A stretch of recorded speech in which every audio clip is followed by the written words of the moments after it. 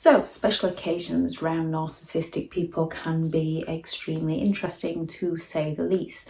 Special occasions are there to celebrate with others, to appreciate each other, to create memories with people, to show thanks and to show gratitude to other people. You can have people who, for various reasons, don't like certain special occasions, whether that's due to their own childhood trauma or their own personal beliefs that might have been passed down to them from their own parents. For various reasons, you can have people who just do not enjoy special occasions. However, they don't go around ruining it for other people. You can have people who absolutely love special occasions and want to go all out to spoil their loved ones in and during and around special occasions. However, they're not doing it to manipulate other people. Narcissistic people ruin special occasions for others because they feel entitled to do so, and usually because they're envious of others and they're seeking to pull others down due to insecurities within themselves. A grandiose narcissist can go all out on a special occasion. However, they're not doing it for the benefit of the other person. They're doing it for the benefit of themselves. So without at least 5 of the 9 criteria, just because somebody enjoys a special occasion and just because somebody doesn't enjoy a special occasion doesn't make them a narcissist. They need at least 5 of those 9 criteria. Now, narcissistic people use special occasions for many reasons. They can go all out to project how they are feeling onto you, so they can go all out to create that atmosphere, create that argument, get you into a mood, and then turn around and act all innocent and start saying, what's wrong with you? What's your problem? Perhaps we shouldn't go if you're feeling like this, so that they can be the martyr. They can sit there sulking and getting everyone to pander to them because nobody wants them to feel bad on a special occasion, which is giving the narcissist excessive attention and that adoration they believe they're entitled to. They can go all out to get you gifts that they want. And then when you try to discuss this with them, they're going to accuse you of being ungrateful. You're going to feel ungrateful, and they might take back the gift that they wanted for themselves and use it for themselves. They might sulk at the gifts that you get them. No matter what you do, no matter how much time and effort you put into getting them what you think they'd really like, they're going to be ungrateful for that gift and turn on you, usually to create some sort of argument of, I thought you of all people knew me, and then they can storm out of the door and go and see somebody else, leaving you feeling bad, leaving it like you're feeling like you've ruined the occasion, when the narcissist has just used your gift to go and do whatever they want to do. Narcissistic people will use a special occasion to rock up to the party late and expect eternal gratitude from people and that adoration and that praise that they turned up at all.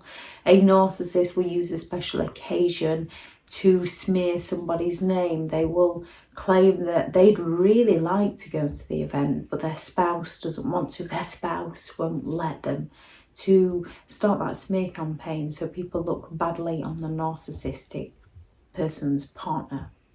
Narcissistic people will use special occasions to raise your expectations and then lower your standards.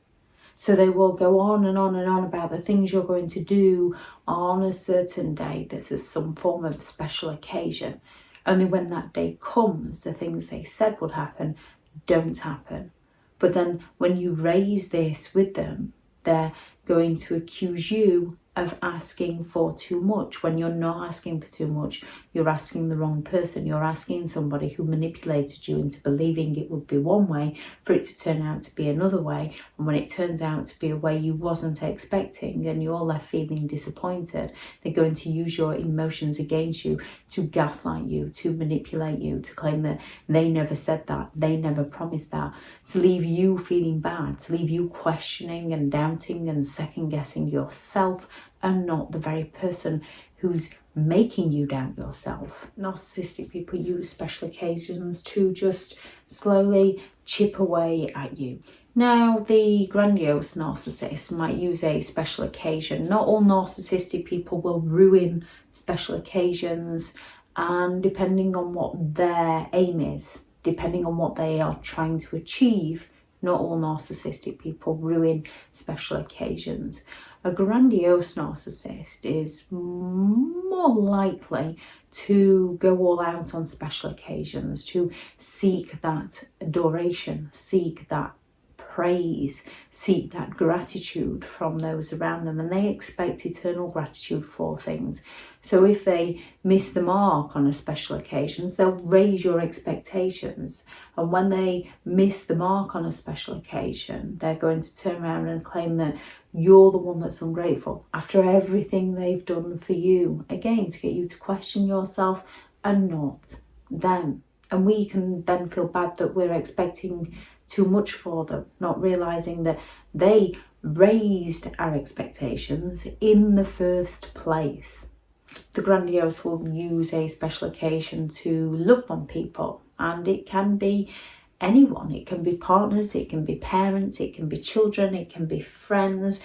That's when a narcissist will use an event to swoop in with the excessive gifts so that people don't question the narcissist, so that people question themselves. So people are forever pulled and torn between that reward punish, where the narcissist comes and treats them so well, and then all of a sudden ups and leaves and treats them so wrong.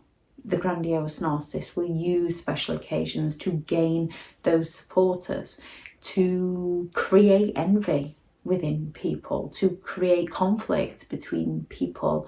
They might go all out with one child on a birthday, yet the other child will get nothing compared to what the golden child got. The scapegoat will get very little, and the narcissist will blame the scapegoat child in some way as to why they didn't get what the golden child got. A narcissist, when they've discarded one person, one partner, they will go all out on a special occasion to love bomb a new partner, and if at all possible, try and rub it in the old partner's face, so that people are seeing how amazing the narcissist can be, and the narcissist is creating those feelings of resentment within an ex, which are normal feelings, especially with what a narcissist is actually doing. They raise your expectations and then they deliver it to somebody else. Only they're not delivering it to somebody else for that other person.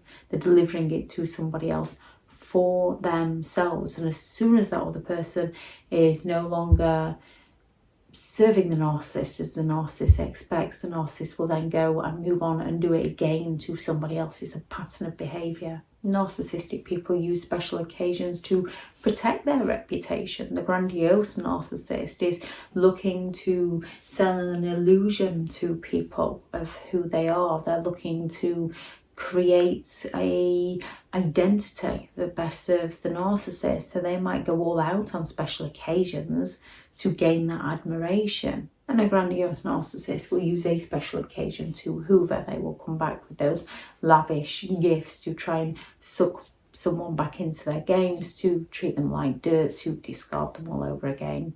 A grandiose narcissist is more than capable of pulling off some of the most lavish special occasions. They are also more than capable of destroying special occasions if things aren't going their way. A vulnerable narcissist, especially in their love bombing, they're capable of pulling off very lavish special occasions, and they're also capable of ruining special occasions. The vulnerable is most likely to ruin a special occasion because they feel hard done to. They feel like everybody is getting more than they got, so they seek to ruin it for others to feel better about themselves. Because they're so deeply miserable within themselves, they're going to create an atmosphere to create that misery within others. And then you'll notice once they've brought the misery out within others, the vulnerable narcissist is usually then quite smug and pleased with themselves, and what's wrong with you? You're ruining things. When in reality, the vulnerable narcissist ruined things in the first place, but once they've ruined it, they feel happy. A vulnerable narcissist, again, will use a special occasion to create conflicts between people, to create drama between people. And if they can do it in a way where they can pity play and say, oh, I knew it'd be my fault, oh, I knew you'd blame me for ruining things, so that you feel bad for calling them out on the fact that they did ruin things for others. And then they're going to use those pity plays of, oh, I can never do anything right, can I? I forgot you were perfect. So they're going to go all out to ruin it, and they're going to go all out to gaslight you into believing you're the one that caused the issues. And then they feel smug because not only have they ruined the occasion, they've got you doubting yourself again. The vulnerable narcissist might use a special occasion to exclude people. A grandiose narcissist can use a special occasion to exclude people. They might just accidentally forget to invite that friend, to isolate people. Accidentally forget to invite that family member, again, to isolate people, to get people to question themselves, to get people to feel bad for not being invited somewhere where they thought they belonged. When you have a family unit, when you have a community, when you have a friendship group, it creates a sense of belonging. And when all of a sudden you begin to get left out of that, it creates that isolation. A vulnerable narcissist, like the grandiose, can use special occasions to raise expectations and then lower your standards. So they might go all out in the love bombing stage, and then further into the relationship, they're going to come at you with things like, oh, we don't need all that anymore, do we? They're just money-making scams, which people can have a belief that special occasions are money-making scams. However, they don't start off by love bombing people. They don't start off with those excessive gifts. It's who they are. It's their beliefs. They don't start off with one and then change to another and then blame you for the sudden change. But as people can class special occasions as money-making scams, it's easy not to question it when a narcissistic person claims it. A vulnerable narcissist will use a special occasion to sabotage others, to bring other people down, to watch other people's downfalls. And a vulnerable and a grandiose will use gifts to guilt trip people. Those, have you any idea how much this cost me? Have you any idea how much time I've spent doing this for you? And they will expect to put their feet up and be waiting on hand and foot afterwards. If at all possible, a grandiose narcissist and a vulnerable narcissist, when they are creating a special occasion, they will get somebody else to do all the work for them, and then they will take all the credit for somebody else's work. Narcissistic people use special occasions in the idolization stage of the relationship to love bomb people with those excessive giving of gifts and those expensive holidays, which people can do. However, when it's genuine, it's who they are and it's what they do, unless they fall on hard times and lose their job. When it's genuine, it's who they are. With a narcissist, they do this in the idolization stage, raise people's expectations, and then over time lower people's standards and stop doing the things that they originally did for you. In the devaluation stage, they're going to use this as an opportunity to lower your standards and find a way to blame you. This is when they're going to come at you with, oh, we don't need gifts anymore, or we don't need to celebrate things like that anymore, do we? To get you again to think, well, no, I suppose we don't. But because it's not what you're used to with them, it does get to you. It does cause those doubts within you.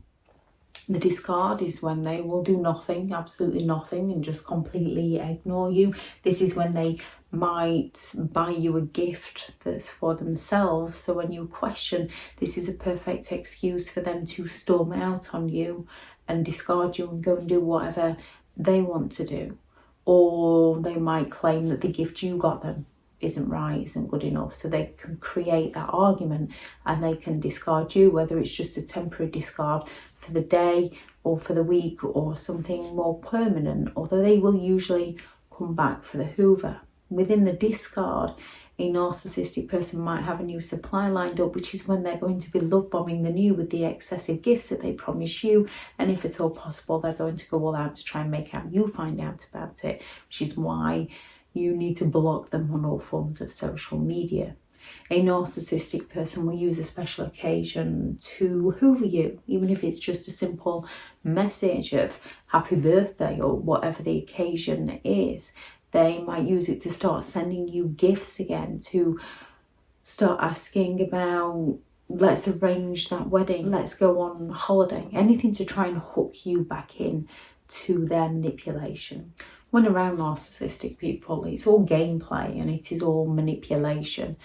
And unfortunately, some of the behaviours are behaviours of genuine people. Genuine people might want to throw a lavish special occasion for a loved one. However, genuine people, it's who they are and they continue that pattern of behaviour. Narcissistic people don't change, they change the game on you. Some people don't like special occasions from previous experience, so they might just want to shut themselves off. They might want to isolate themselves and they might want to be left alone.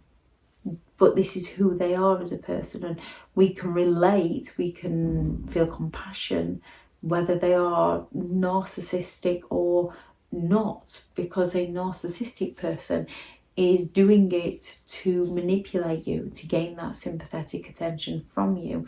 A non-narcissistic person is doing it because they just want to be left alone. Either way, narcissist or not, the best thing you can do with somebody who does not like a special occasion is leave them alone. Let them do it how they want to do it and not how you think they should do it. And you'll spot a narcissistic person a lot faster, because a genuine person will appreciate the fact that you've left them alone. They might be feeling a little low, they might need a little pick-me-up, but a narcissistic person is going to sulk that you didn't jump to their attention, that you didn't go all out to make them feel better. When around narcissistic people, or not around narcissistic people on special occasions, set boundaries based on your values and your beliefs and stick to your boundaries. Don't try to involve them. Don't try to involve people that do not want to be involved. Leave them to it. If it's all possible, try not to isolate yourself. And if you are still with the narcissistic person, stay safe. It's very difficult when they're baiting you into that argument, but you have to do all you can to put your safety first. If you're no longer with a narcissist, or if it's safe to do so, if it's a narcissistic parent and you don't live with them anymore, treat yourself, spoil yourself, do the things that you want to do, especially the things that the narcissist wouldn't allow you to do. Create new routines. When you've got bad memories of special occasions, and those special occasions bring up those bad memories, which bring up those negative emotions, which cycle you into isolating yourself, create new routines, create new memories, create happier memories, so that the next time that special occasion occurs, you've got the more pleasant memories fresh in your mind to go and create more.